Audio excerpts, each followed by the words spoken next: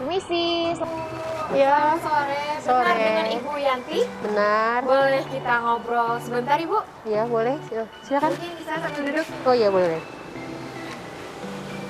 Baiklah, para perempuan tangguh dimanapun kalian berada. Untuk selanjutnya saya akan mengajak teman-teman sekalian berbincang dengan Ibu Yanti. Ibu Yanti ini adalah seorang penjual gorengan di daerah Anggur. Betul Ibu Yanti? Ya, benar. Lanjutnya. Biasanya jualan dari jam berapa sampai jam berapa Ibu? Biasanya saya tuh berangkat dari rumah itu jam 1:30. Kadang sampai sini jam 2, terus mulai beres-beres. Akhirnya mulai kadang-kadang tuh 2:30. Kadang Biasanya jam- udah mulai jualan Oh. itu jam 2:30. Ya. Nah, kalau misalkan membuat adonan itu biasanya di rumah atau buat di sini, Bu? Kalau adonan itu kalau saya di rumah pulang dari pasar langsung nyiapkan kan motong-motong wortel sama kol. Nanti sudah itu baru dibawa ke sini.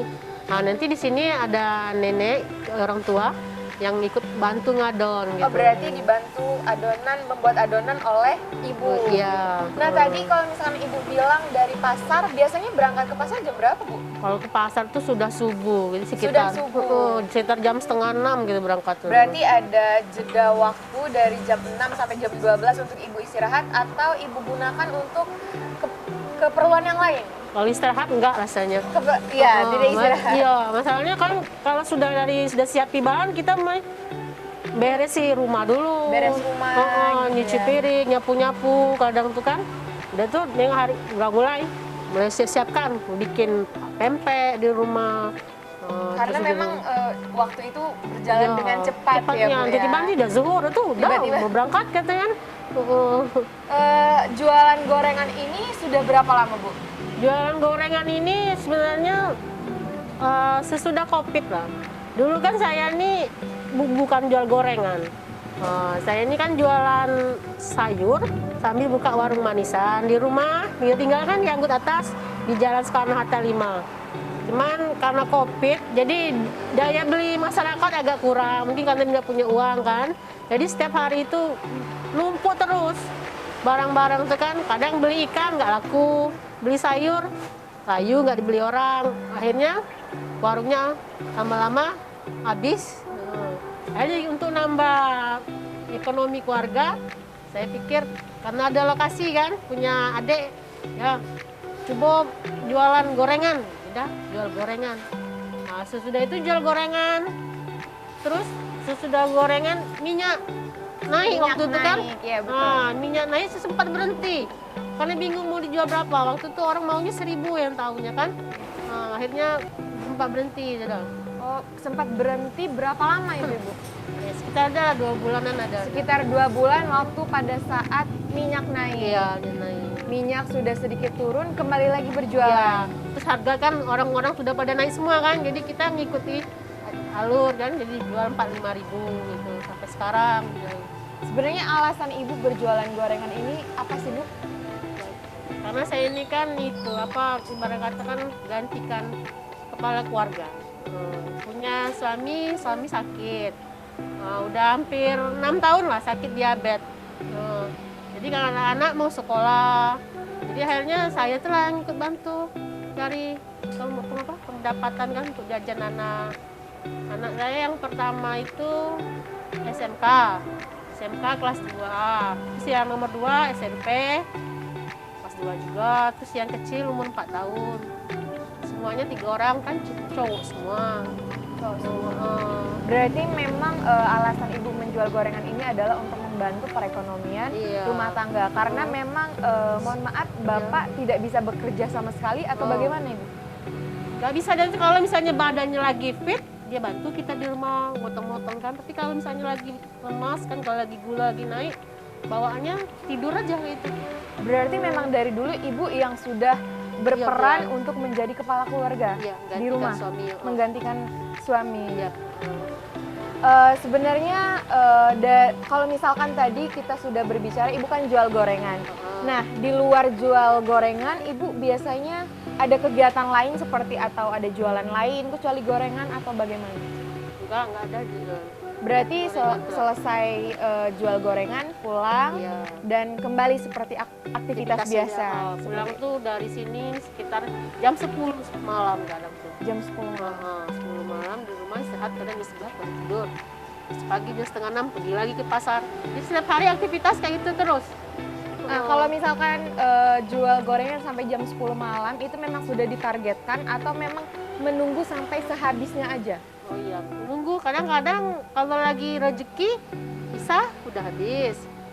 Tapi kadang-kadang sampai jam 9, setengah 10 nggak habis juga, akhirnya udah bagi-bagi aja kayak tetangga sekitar kan.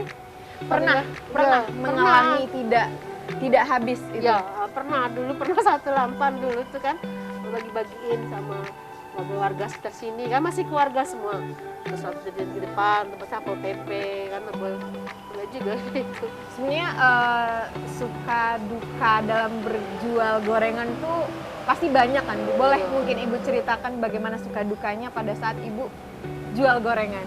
Sukanya ya kita kan karena sering ketemu banyak orang kan, terus sering dia mau otak ini kan fresh karena sering banyak pembicaraan dari orang. Jadi kalau kita di rumah kan kita suntuk bawaannya kan, kalau masalah udah banyak jadi tambah mumet, tapi kalau sini ngobrol bercanda kan, jadi kita punya masalah jadi hilang. Itu sukanya. Kalau dukanya ya gitu, kalau misalnya kita udah capek bikin gorengan terus gorengannya nggak laku, biasanya itu kalau hujan lebat gitu kan orang pada nggak mau keluar dari hujan lebat, nah itu lah kadang bikin udah nggak laku Gitu ya, Bu ya. Oh. Nah, berarti selama Ibu jual gorengan ini Ibu dibantu dengan Ibu. Anak-anak bagaimana, Bu?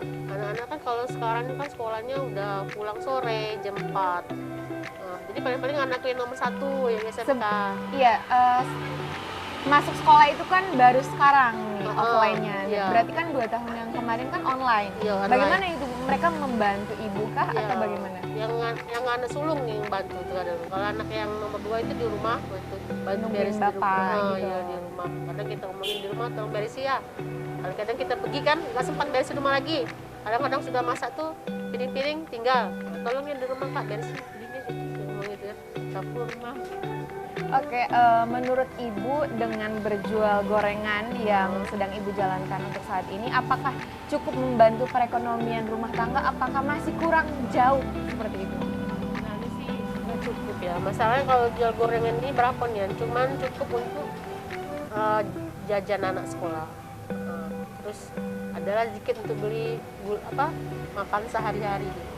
Yang susahnya tuh waktu kalau kita misalnya ada pembayaran, bingung jadinya kan kayak bayar listrik gitu kan.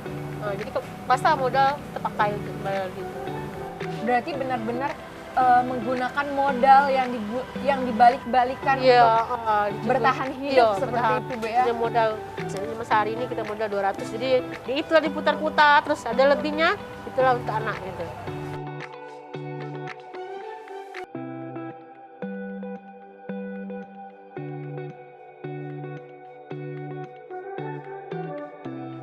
Baiklah Ibu, kalau misalkan tadi kita sudah sedikit bercerita tentang kisah Ibu berjualan gorengan mengenai suka duka dan mengapa alasan Ibu berjual gorengan, bisakah Ibu memberikan sedikit pesan kepada para perempuan dimanapun mereka berada, serta harapan Ibu ke depannya bagaimana? Pesan saya bagi wanita-wanita tangguh yang lain ya, yang ada di luar, yang punya nasib sama seperti saya, sebagai pengganti dari suami, memberi nafkah anak. Saya pesan, tetaplah semangat.